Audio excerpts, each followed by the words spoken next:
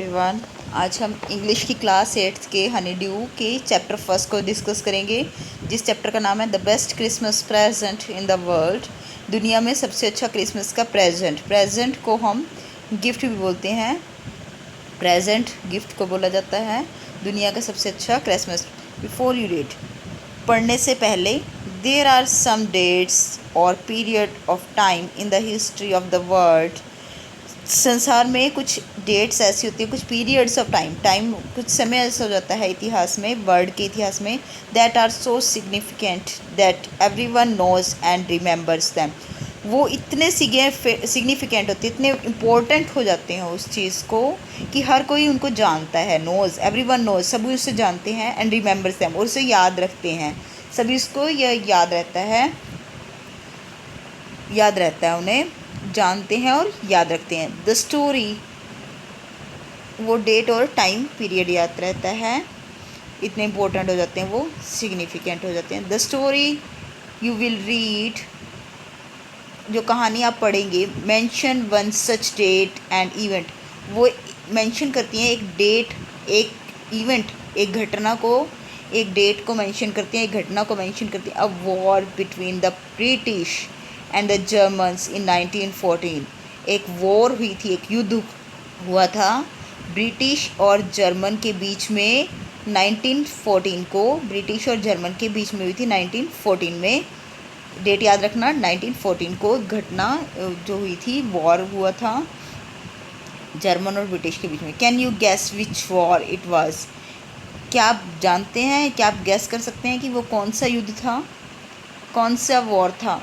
Do you know, आप जानते हो? Which events the date below refers to, क्या आप जानते हैं कि जो नीचे डेट्स दी गई हैं आपको, जो नीचे डेट दिखाई गई हैं, वो किस इवेंट को रेफर्स करती हैं, किस इवेंट को दर्शाती हैं, किस इवेंट के बारे में, इस डेट पे क्या हुई थी, क्या दुर्घटनाएं हुई थी, क्या घटनाएं हुई थी, ये सब कुछ जो है आपको 4 जुलाई 1776, 4 जुलाई 1776, 17 दिसंबर 1903।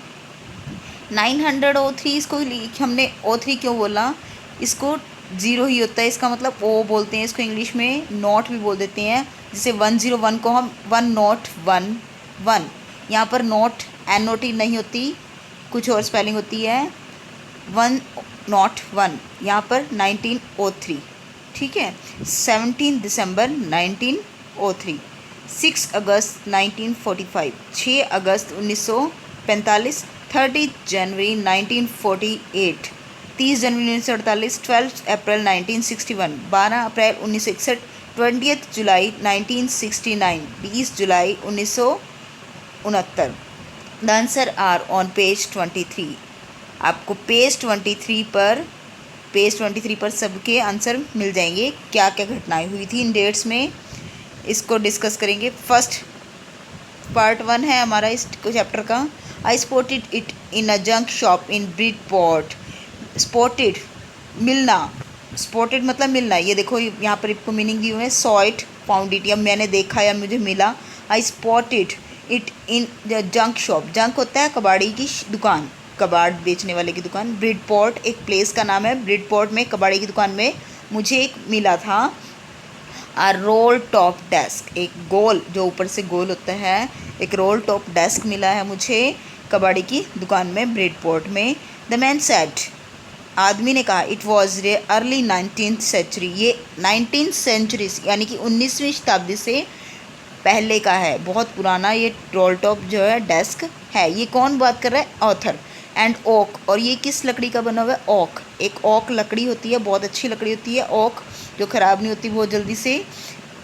आई हैड वॉन्टेड इट, मुझे ये चाहिए था, मुझे इस तरह की चीज़ चाहिए थी, रोल टॉप डेस्क। ये ऑथर बोल रहा है, मुझे एक ऐसी चीज़ चाहिए थी, एक role top desk, but they were for too expensive. For too expensive मतलब बहुत कॉस्टली, वेरी कॉस्टली, बहुत महंगा, ठीक है।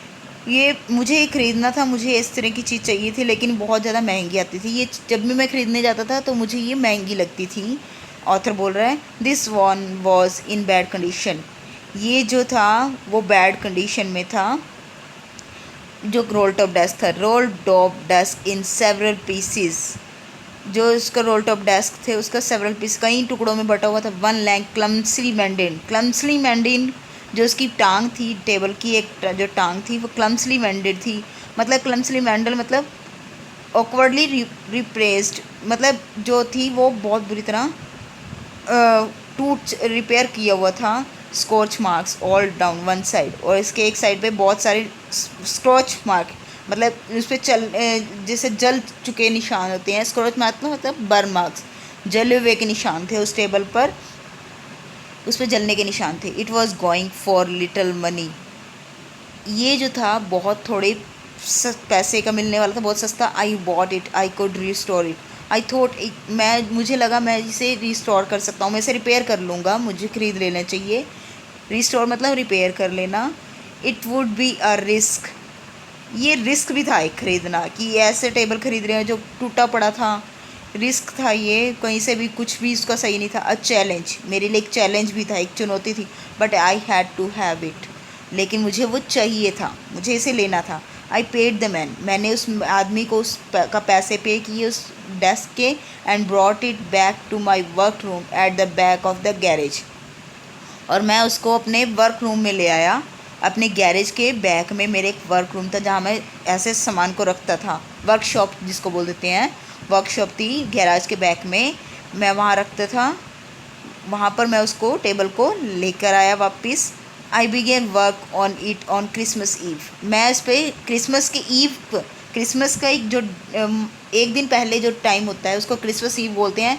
मैंने इसको काम करना शुरू किया, मैंने उसको रिपेयर करना शुरू किया, जो मतलब उसको I remove the role top completely, मैंने उसको रिमूव कर दिया, पूरा हटा दिया रोल टॉप को completely. And pulled out the drawers, और उसके जो ड्रॉर्स थे टेबल के वो भी बाहर खींच लिए, पुल्ड कर लिए।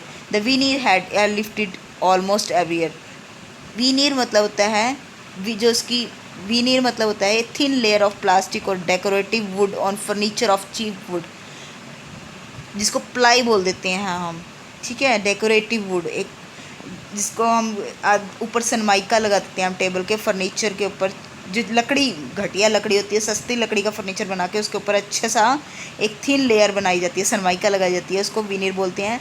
हैड लिफ्टेड ऑलमोस्ट एवरीवेयर, जो वो है हर जगह से निकल चुकी थी वो जो veneer. Look like water damage to me, ऐसा लग रहा था जैसे पानी ने उसको पूरी तरह डैमेज कर दिया। सनमाइका जो है पानी में फूल जाती है, डैमेज कर देती है, वो बिल्कुल ख़राब हो जाती है जब उसको पानी लग जाता है।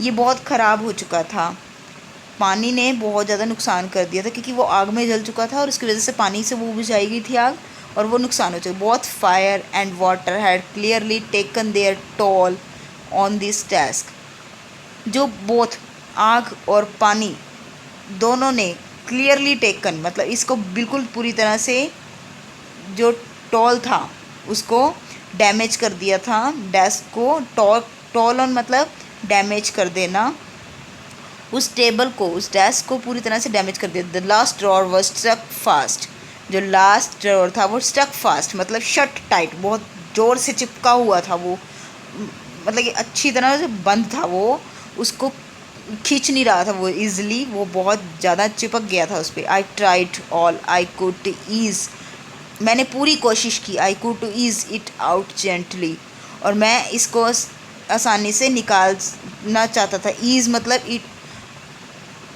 आसानी से इसको बाहर निकालना चाहता था, जेंटली बड़े प्यार से उसको सॉफ्टली, मैंने इसको बड़े प्यार से निकालने की कोशिश की उस ड्रॉर को। In the and I used brute force, लेकिन मुझे वो आसानी से निकला नहीं, मुझे उसे पूरा ज़ोर लगाना पड़ा उस पर, ब्रूट फोर्स, मुझे उस पर पूरा ज़ोर लगाकर उसको फुल फोर्स से उसको खींचा, उसको जैसे कोई ड्रॉर अटक जाता है और उसको पूरी ज़ोर से खींचा मैंने। I stuck it sharply with the side of my fist and the drawer flew open to reveal a shallow space underneath us। एक फ्लू ओपन, जैसे ही वो ड्रॉर बाहर निकला मैंने उसको पुश करके खींचा, अंडरनीथ उसके नीचे, उस बॉक्स के नीचे एक रिवील, एक सीक्रेट ड्रॉर निकला। उस बॉक्स ड्रॉर के अंदर ही एक सीक्रेट ड्रॉर था। There was something in there, वहाँ उस ड्रॉर में, उस सीक्रेट ड्रॉर में कुछ था। I reached in and took out a small black tin box. मैं वहाँ पहुँचा, मैंने उसमें से निकाला, मैंने अपना हाथ उसमें डाला, उस ड्रॉअर के अंदर डाला, उस सीक्रेट ड्रॉअर के अंदर, और वहाँ से एक काले रंग का छोटा सा टिन का बॉक्स, ब्लैक टिन बॉक्स, उसमें से मैंने निकाला। ठीक है, टुक आउट मतलब बाहर निकालना, खींचना या निकाल लेना। ठीक है, जैसे आप कह देते हैं कि एक टेक आउट, मैंने उसको ले लिया, टेक आउट, मैंने इसको sellotaped off the top, it was a piece of line note paper and written on it a shaky hand writing. Sellotape लगा हुआ था उस टॉप पे, it was a piece of line note paper, और paper जो था वो piece of line note paper, एक लाइन वाला पेपर था, जैसे हिंदी की लाइनों वाला पेपर होता है, वो लाइन पेपर था, सेलो टेप से लगा हुआ था उस पर।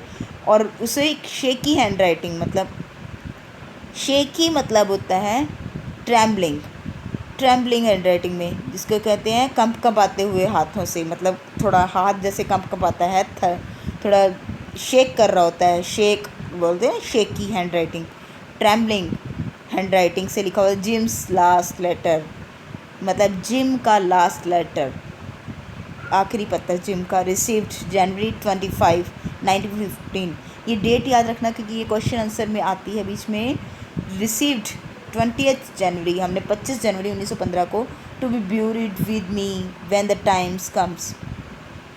ब्यूरिड विद, जब समय आए तो इसे मेरे साथ, ब्यूरिड, ब्यूरिड मतलब दफना देना, जब ये जो अंग्रेज़ लोग होते हैं ये दफन किए जाते हैं, तो वो क्या कह रही है कि जब भी मैं मरूं तो ये मेरे साथ क्या है, ब्यूरिड किया जाए। I knew as I did it that it was wrong of me to open the box. मैं जानता था कि किसी की चीज़ छेड़नी नहीं चाहिए। देखो आपको पिक्चर में भी दिखाई दे रही है, बॉक्स के अंदर बॉक्स था, मुझे लग रहा था कि मैं जो कर रहा हूँ, मैं जो ओपन बॉक्स कर रहा हूँ, ये किसी की अमानत है, किसी की चीज़ है, लेकिन मैं जो कर रहा हूँ मैं गलत लग रहा था मुझे, मतलब अंदर से फीलिंग आ रही थी कि मैं किसी की चीज़ ओपन करके उसको देख रहा हूँ, मैं खोल रहा हूँ। But curiously got the better of my scruples. Curiosity क्या होता है, उत्सुकता जो थी। स्क्रैपल्स मतलब होता है feeling that make you hesitate to do something रो।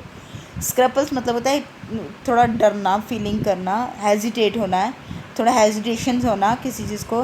लेकिन मुझे उससे ज़्यादा क्या हो रही थी, क्यूरियोसिटी हो रही थी कि मैं उसको पढ़ना चाहता था, उस लेटर को, मैं क्या है, क्या चीज़ ये जो मैंने निकाला है, बेधड़क मैं बिना डरे उसको पढ़ना चाहता था। क्वाल्व्स, ठीक है, मैं उसको पढ़ना चाहता था।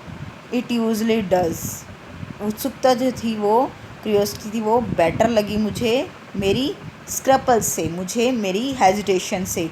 इट यूजली डज़, और मैंने, अक्सर ऐसा होता है, इट यूजली डज़ हमेशा ऐसा हो जाता है, हमेशा ऐसी होती है। Inside the box there was an envelope, box के अंदर एक एनवलप था। एनवलप होता है जिसके अंदर लेटर डाला जाता है, एनवलप था। द एड्रेस रीड, एड्रेस उस पर लिखा हुआ था एनवलप पे, Mrs Jim McPherson, Mrs Jim McPherson, 12th Copper Beach, Bridport, ये एक एड्रेस था। Mrs Jim McPherson, 12 Copper Beeches, Bridport, Dorset, ये एक प्लेस का नाम है। I took out the letter, मैंने वो लेटर जो है वो बाहर निकाला। एंड अनफोल्डेड इट, और उसे खोलना शुरू किया, उसे मैंने ओपन किया, अनफोल्डेड किया मैंने उस लेटर को। It was written in pencil, ये जो था लेटर किससे लिखा हुआ था, पेंसिल से। And dated at the top, और उस लेटर के ऊपर डेट लिखी हुई थी, तारीख दिसंबर 26, 1914, यानी कि 26 दिसंबर 1914। तो यहाँ तक हमारा था